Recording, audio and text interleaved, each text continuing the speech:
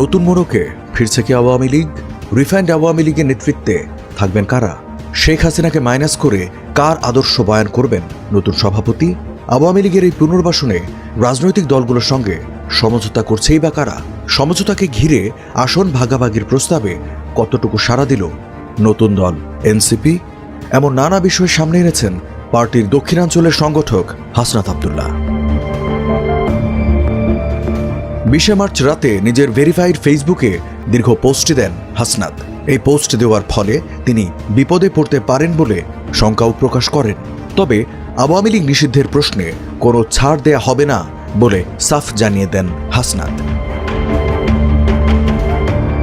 হাসনাত আব্দুল্লাহ লেখেন, আমি সহ আরও দুজনের কাছে ক্যান্টনমেন্ট থেকে এই পরিকল্পনা উপস্থাপন করা হয় 11 মার্চ দুপুর 2:30টায়। আমাদের প্রস্তাব দেয়া হয় আসন সমঝোতার বিনিময়ে আমরা যেন এ প্রস্তাব মেনে নিই। আমাদেরকে বলা হয় এরই মধ্যে একাধিক রাজনৈতিক দলকেও এ প্রস্তাব দেয়া হয়েছে। তারা শর্ত সাপেক্ষে আওয়ামী লীগ পুনর্বাসনে রাজি হয়েছে।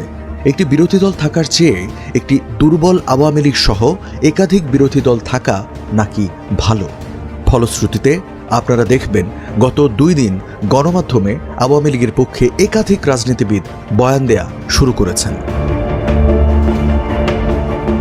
পোস্টে হাসনাত উল্লেখ করেন, রিফাইন্ড আওয়ামী লীগ নামে নতুন যে ষড়যন্ত্র চলছে সেটির পরিকল্পনা পুরোপুরি ভারতের।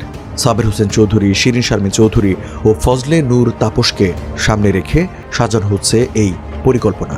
হাসনাত লেখেন, আমাদেরকে আরও বলা হয় রিফাইন্ড আওয়ামী লীগ যাদের দিয়ে করা হবে তারা এপ্রিল মে থেকে শেখ পরিবারের অপরাধ স্বীকার করবে, হাসিনাকে অস্বীকার করবে এবং তারা বঙ্গবন্ধুর আওয়ামী লীগ করবে এমন প্রতিশ্রুতি নিয়ে জনগণের সামনে হাজির হবে। পোস্টে হাসনাত দাবি করেন এই প্রস্তাব সঙ্গে সঙ্গে নাকচ করে এনসিপি। সেই সঙ্গে আওয়ামী লীগের বিচারও দাবি করেন তারা। তবে প্রস্তাবকারীরা বলেন আওয়ামী লীগকে ফিরতে কোনো ধরনের বাধা দিলে দেশে যে সংকট সৃষ্টি হবে তার দায়ভার হাসনাতদের নিতে হবে এবং Awami League must come back. Hasnat লেখেন, যে দল এখনো ক্ষমা চায়নি, অপরাধ স্বীকার করেনি, সে দলকে আপনারা কিভাবে ক্ষমা করে দেবেন? অপরপক্ষ থেকে রেগে গিয়ে উত্তর আসে, you people know nothing, you lack wisdom and experience, we are in this service for at least 40 years। তোমরা কিছুই জানো না, তোমাদের প্রজ্ঞা আর অভিজ্ঞতার অভাব আছে। আমরা এখানে 40 বছর ধরে আছি, তোমার বয়সের থেকে বেশি। তাছাড়া আওয়ামী লীগ ছাড়া অন্তর্ভুক্তিমূলক নির্বাচন হবে না।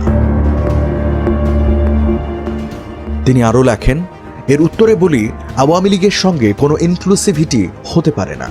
আওয়ামী লীগকে ফেরাতে হলে আমাদের লাশের উপর দিয়ে ফেরাতে হবে। আওয়ামী লীগ ফেরানোর চেষ্টা হলে যে সংকট তৈরি হবে তার দায়ভার আপনাদের নিতে হবে। পরে মিটিং অসমাপ্ত রেখেই আমাদের চলে আসতে হয়। অতীতে ক্যান্টনমেন্ট থেকে নানা ধরনের প্রেসক্রিপশন গ্রহণ করতে চাপ দেয়া হয়েছে বলে উল্লেখ করেন হাসনাত। সেসব চাপের কাছে নতি স্বীকার না করে জনগণের উপর ভরসায় শেখ হাসিনার পতন এনেছে বলে ফেসবুকে লেখেন তিনি। হাসনাত বলেন, সকল যদি কিন্তু পাশে রেখে আওয়ামী লীগের বিরুদ্ধে আমরা ঐক্যবদ্ধ হই। আওয়ামী লীগ রাজনীতি করতে পারলে জুলাই ব্যর্থ হয়ে যাবে। আমাদের শরীরে 1 বিন্দু রক্ত থাকা পর্যন্ত আমাদের শহীদদের রক্ত আমরা বৃথা হতে দেব না। 5 আগস্টের পরের আওয়ামী লীগের কামব্যাকের আর কোনো সুযোগ নাই এবং আওয়ামী লীগকে অবশ্যই নিষিদ্ধ হতেই হবে।